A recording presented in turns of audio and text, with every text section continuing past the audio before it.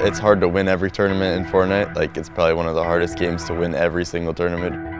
I think I'd be happy with a top 3, expecting a top 5. If we don't place top 10, I'm crying myself to sleep. Hello there and welcome to FNCS Invitational 2022! We brought players from all around the world. 50 of the best duos from around the world representing 7 regions, duking it out for the lion's share of $1 million. Regardless of what region you're from, these games are just, way harder than what you're used to. It's going to be 12 games over 2 days. It's kind of a gauntlet. And they're pretty much just the top of the top players from each and every region. It's going to take a lot of willpower, a lot of energy, and a lot of focus.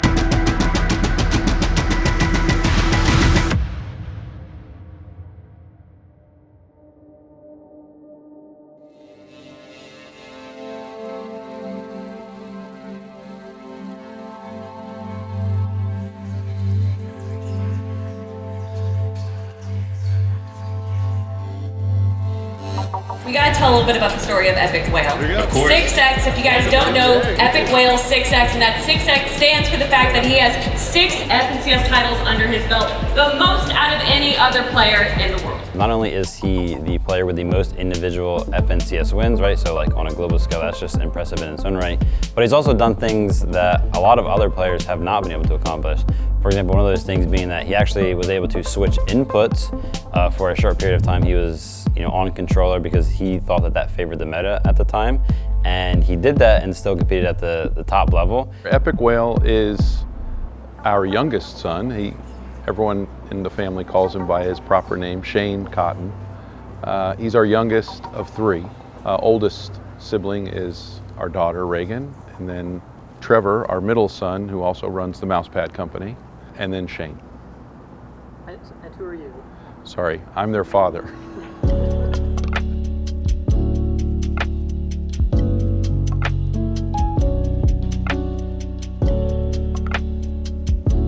I grew up in like a beach city in California, and I've lived in the same house my whole life. On my street, I had like 7 friends. We were all like within a year of each other. Throughout elementary school and middle school, like every day we'd just hang out together, like playing sports or doing whatever, When they came home from school, they would play basketball, skateboarding, bicycles. Just uninvited, just show up in each other's houses, be like, yo, you want to do this? Or you want to play basketball? You want to play soccer? You want to, do anything? He was never the biggest or fastest of any of them, but very, very competitive. And I think it helped him learn that, there are people that are bigger and faster than you, and you have to think of other creative ways to stay in the competition. So, yeah, it definitely shaped part of what shaped him as a competitor. He was probably 7, 8 years old when we had put him in a summer baseball camp. And we were driving home, I was asking him, like, how'd everything go and so on? Did you get to pitch? And he told me about how he learned something. And I said, oh, tell me what you learned about.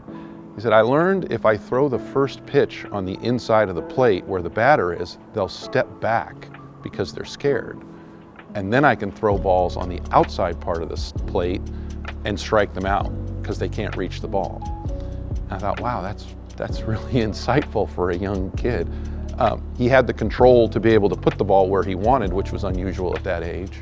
And then he had the mindset to implement a strategy that would improve his chances of striking kids out.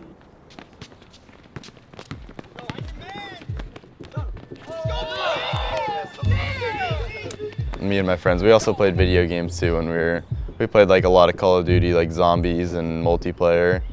I think right before my freshman year of high school is when I got a PC. And then I started playing CSGO. And then I played a little bit of PUBG. Most of them started playing Fortnite, and I was like, nah, bro, that game's trash. Like, building looks so lame. And I was like the last person to switch over. And then when I switched, I was like pretty good. So, and then, the rest happened.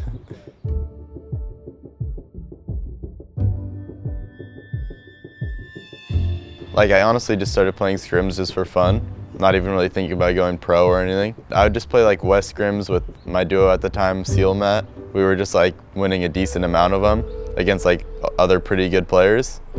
And then eventually when they started hosting more online tournaments, it was mostly throughout those when I was like, okay, I can be really good at this. Like the first World Cup week was solos and I got 4th, and you needed 2nd to qualify to World Cup.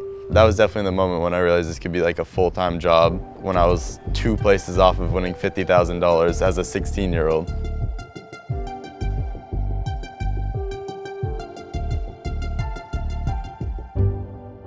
So the Invitational means a lot to a lot of these players, because not only are they gaining experience, because it's been so long since we've had an in-person event, but then winning it alone, like these events don't come around often, and these types of events are often used to deem like who is the best player out there.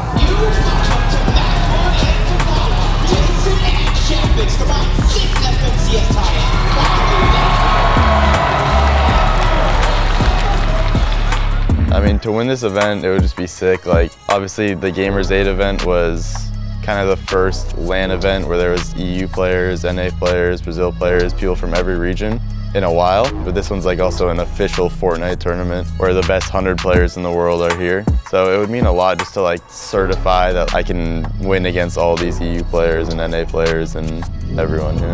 Give it up for Pablo and Sweat. Put your hands together for True Labs and Chicho. Let's give a warm welcome to Beppy and Vortex. If you say Poland, I say Kenny and Seth. They're absolutely dominating. I'm an NA player, so I should be biased towards NA, but EU is definitely just better. Just like they have way more players playing. Huge welcome to Chew and Petrie and Vortex, everyone. Easy and Nino. NA West is one of the smaller regions. That being said, EpikWhale being from NA West, he still went ahead and won an international event as well. So he's pretty much just making strides for NA West as a whole and proving that it is possible even if you do come from one of those smaller regions. EpikWhale is great, everyone. Domination is the key word here. With multiple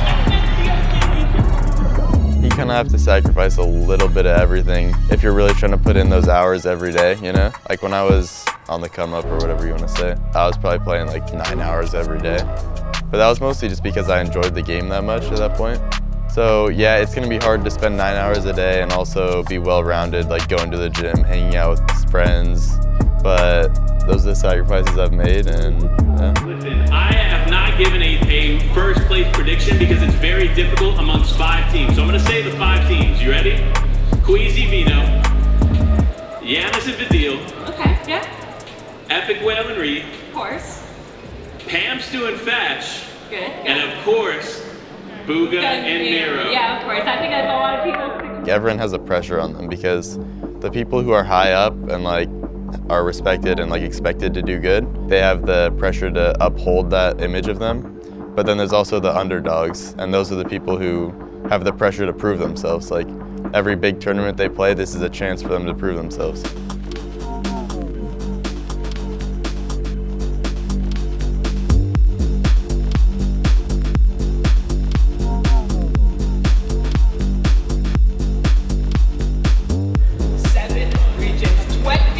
Different countries, 50 of some of the best throws in the world are competing here today. A total prize pool of $1 million. I mean, words cannot even describe how excited I am. We are so excited. One more time, North Carolina, let them hear you!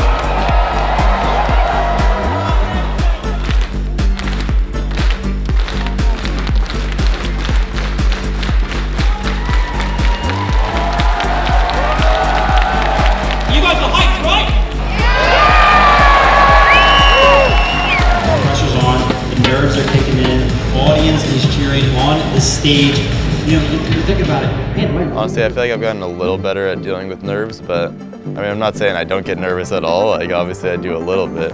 When it comes to embracing the lights, the cameras, the people that are speaking or cheering out there, you have to be confident in the fact that you belong here, and you just have to trust in your own ability because you're here for a reason. Don't really think about the fact that you're at a LAN or anything like that.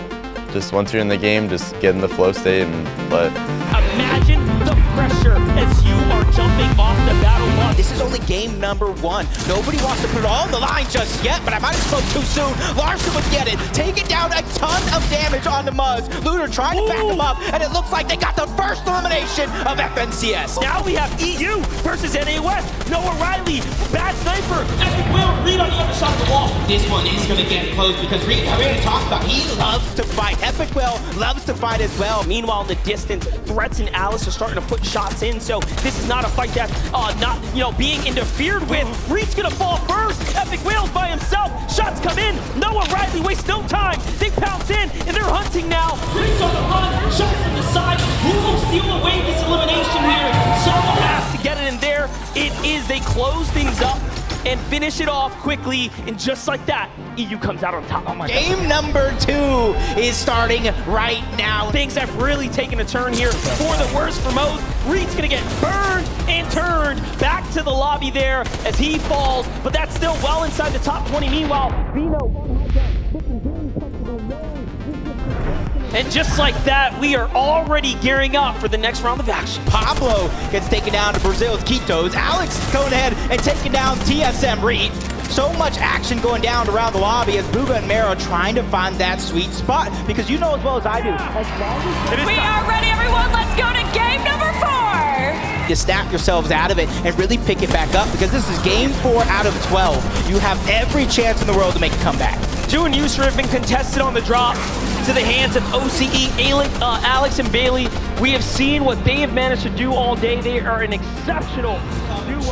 Right now, game number 5 is about to be underway. To turn our focus to Petfo and Runa, they find clicks right above snacking through.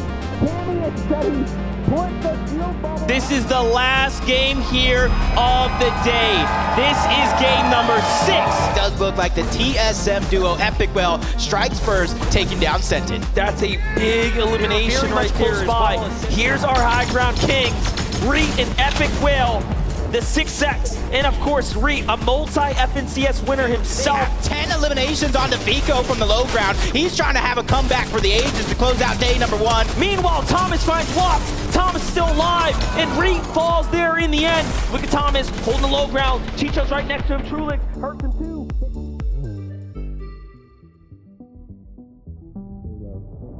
Yeah. In terms of today and the 6 games, has it played out as you both thought coming into this, or have things been very different? I feel like our performance was definitely like worse than we expected. Like I was expecting at least a top 10, but So EpikWhale and Reed have had a slow start to the Invitational. Day 1 wasn't necessarily the best for them. In terms of bouncing back, EpikWhale is definitely a mature player. He's been in these situations before.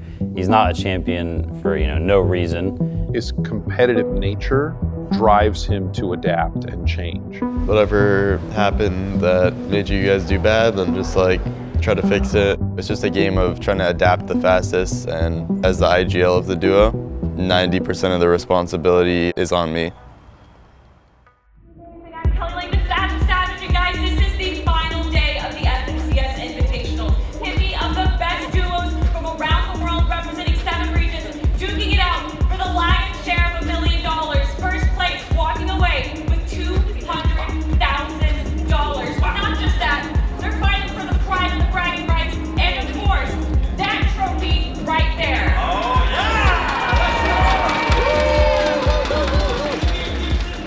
For me, doing bad in tournaments always like motivates me, and that's what mostly keeps me going, is like I don't like doing bad.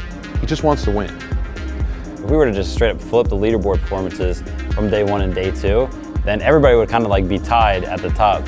You just got to come into it, fully mentally reset, and then use that break in between day 1 and day 2 to prepare yourself even more. EpikWhale and Reed, everyone. It's time for a comeback. If he wants that 7X next to his name, currently in 22nd place with 80 points, they have a big day ahead. First game of the day, but it's the 7th game overall in the competition. The FNCS Invitational has not disappointed one bit. That's right, a 2-day competition below the damage threshold. Reed in his line of sight. He's trying to hunt, but somebody, that's Seti who takes that one away. That was Fast's best chance at one first down. For some of these teams, right now, game number 8 is their chance to close the gap. It's Reed, it's EpikWhale. That's not an easy duo by any means. You see EpikWhale, a player that usually is lighting up the leaderboard, having a couple struggles, but he is too a second half team. A lot of these teams are known with their backs up against the wall to come up big. We know they put in all the work. Vino is gonna find Reed and then crank his way up to high ground, and all of a sudden, he is trying to go. Game number 9 is about to start, and for a lot of these teams, this is the second chance they're going to get here to try to pick up as many points as they can and try to survive this. As you see Reed picking up 2, taking down Threats and Alice, a team forged specifically for this event. Despite Larson still trying with an elevation change. They got to start it now or never, and a good shot by Noah Riley to take down Reed. 1, 2, 3!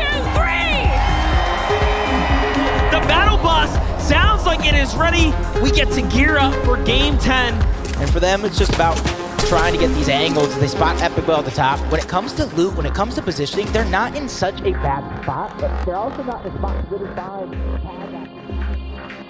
But here we have it. Game 11, Jacob. It's here. I don't want to get in these guys' line of sight. Everybody is getting terrorized by Cammy and Seti. Next up, it looks like it might be the TSM duo, NA West, 6-time champion EpikWhale. Reed is becoming under pressure as well, dropped to about half HP. Multiple players taking focus of him as well, and by himself. 1 elimination, 268 above the damage threshold. Here we have it, the final game. Let's give it up one more time as we start to gear up for this. It's all or nothing, because we get to decide who gets to take this all home. You got the 2 top players at one. Top run out of opportunity. He goes down. Malcolm's over Sack. Take game number 12. And just like that, the 12 games are over. But your champions of the FNCS Invitational are Seti and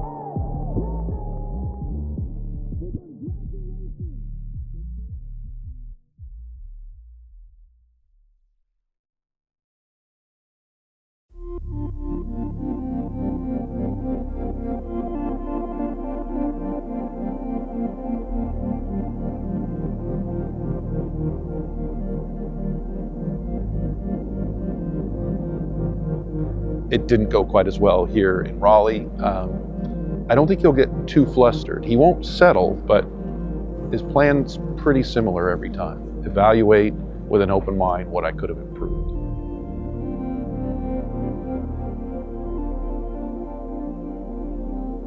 Today was definitely like a pretty big learning experience. As I feel like most major LANs are, like it's always like you're playing your own region, and then you play a LAN with all the best players in the world, and it kind of switches up a little. It's not as simple as there's like one thing that it was, you know. This is my first time IGLing in like 3 years or so, and I haven't had too much practice even on West IGLing. Fortnite's just a game of like new metas and then learning, and a new meta and then learning. You have to have bad tournaments here and there to learn from them. Whether you place good or bad or anywhere in between, you can always learn from what you do right and what you do wrong. I mean, I feel like after you do kind of bad in an event or like don't meet your expectations, you like I always kind of just want to play another tournament so I can like win or something, you know. So yeah, I mean, I'm ready for the next tourney.